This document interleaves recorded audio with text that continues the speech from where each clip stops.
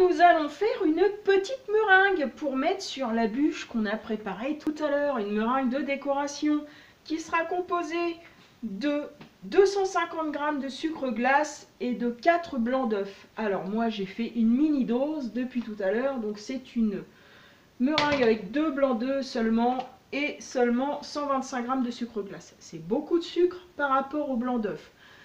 Mais ça va nous permettre de faire également des petits décors en meringue si jamais j'en ai un petit peu de trop pour ma bûche.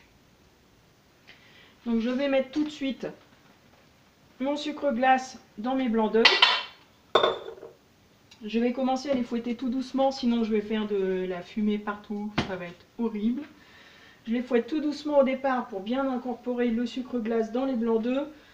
Dès que c'est incorporé, je monte le tout au bain-marie jusqu'à ce que j'ai une meringue bien onctueuse, ferme et nacrée.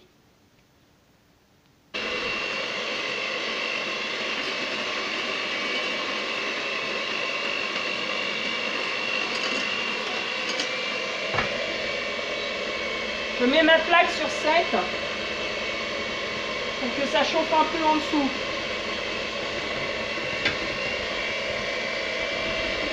Et c'est parti, on mixe. Vitesse maximale. Attention, on va décoller. Ça y est, on décolle.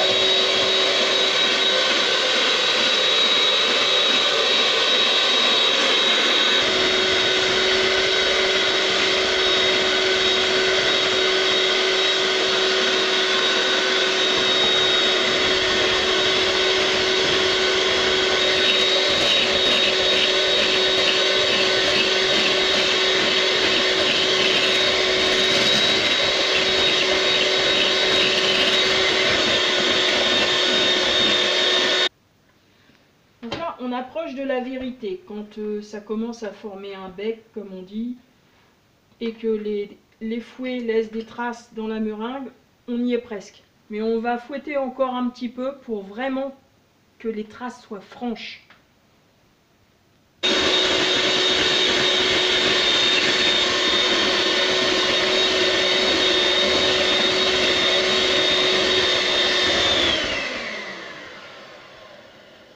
Donc là, c'est franc, ça colle bien et ça commence même à cuire dans le fond. Donc j'arrête le tout.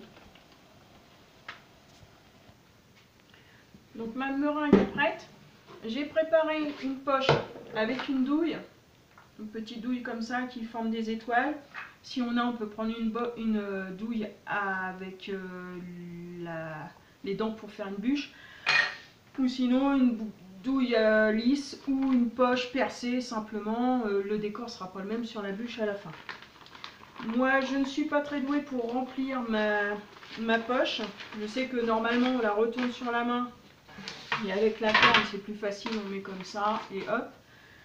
Personnellement j'aime bien avoir les deux mains libres, donc je m'installe ma poche dans mon récipient.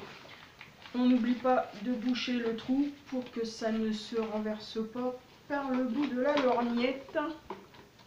Voilà, je suis prête, je vais donc mettre ma meringue dans ma poche.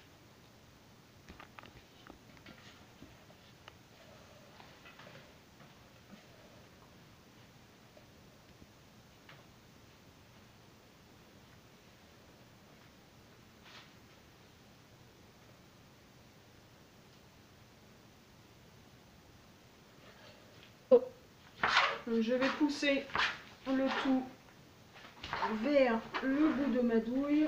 Ça ne devrait pas tarder à se montrer par les petits trous. Voilà, ça y est, on y est. Là pareil, tout comme pour mon cornet chocolat, je vais plier ma poche. Moi je préfère travailler comme ça.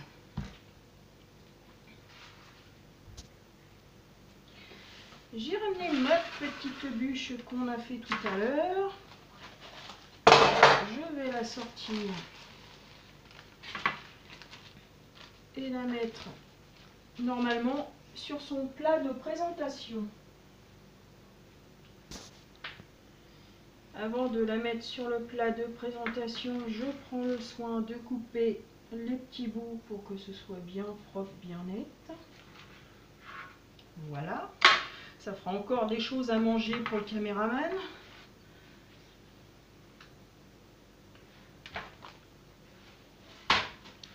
Et hop, on va centrer un peu plus.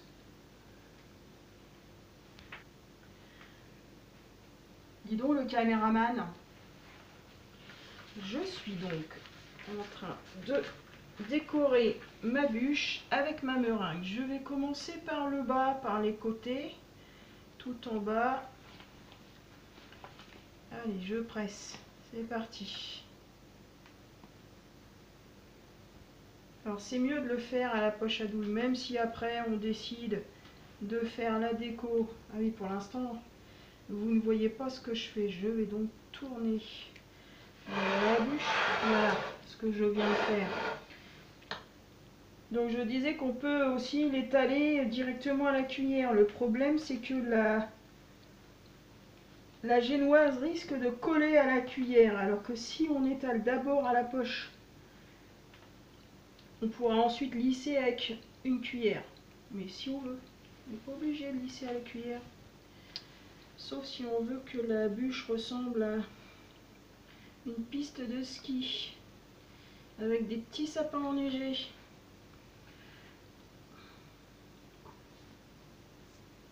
On va me voir.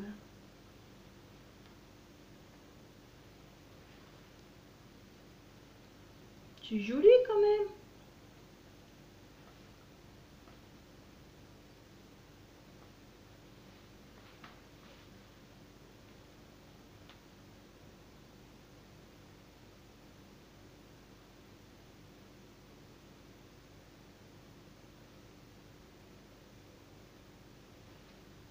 On peut faire des petites retouches, c'est pas gênant.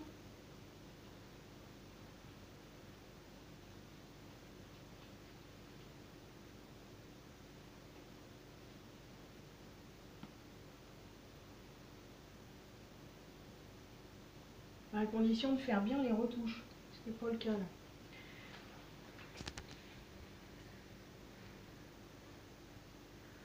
Donc voilà la petite bûche une fois décorée de meringue. Hop, c'est pas mal. La meringue est assez ferme, elle va tenir, hein. Elle ne va pas se liquéfier, c'est bon. Donc comme j'ai fait trop de meringue et que j'adore ça la meringue, je vais faire cuire le reste au four pendant 2 heures à 110 degrés. Et je peux faire des petits sapins. Pour les sapins, il suffit de faire d'abord un gros tas.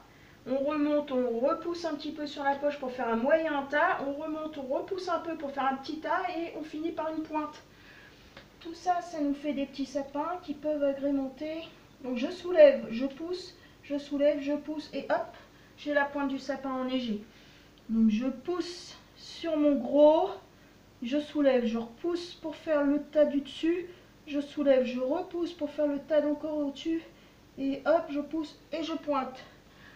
Voilà, hop, je pousse, et je pousse, et je pousse, et j'ai fait une.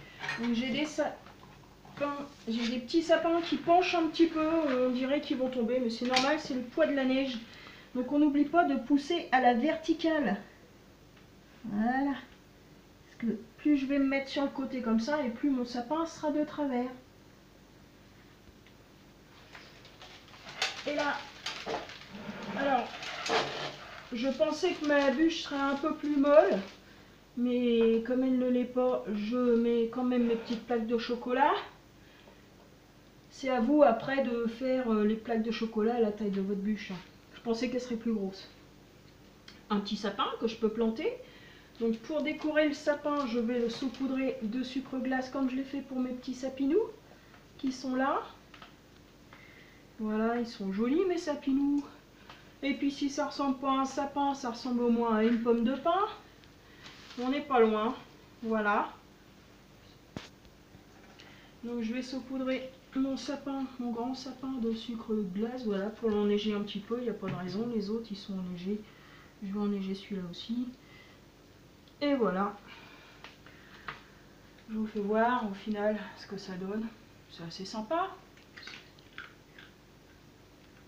et assez facile à faire. Et au niveau du goût, c'est top.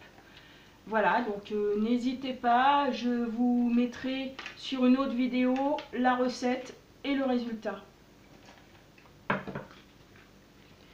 Donc voilà, j'ai enlevé finalement les petits bouts parce que c'était pas si joli que ça. Mais comme ça, elle est sympa ma bûche. Et elle est bonne. Allez, au revoir!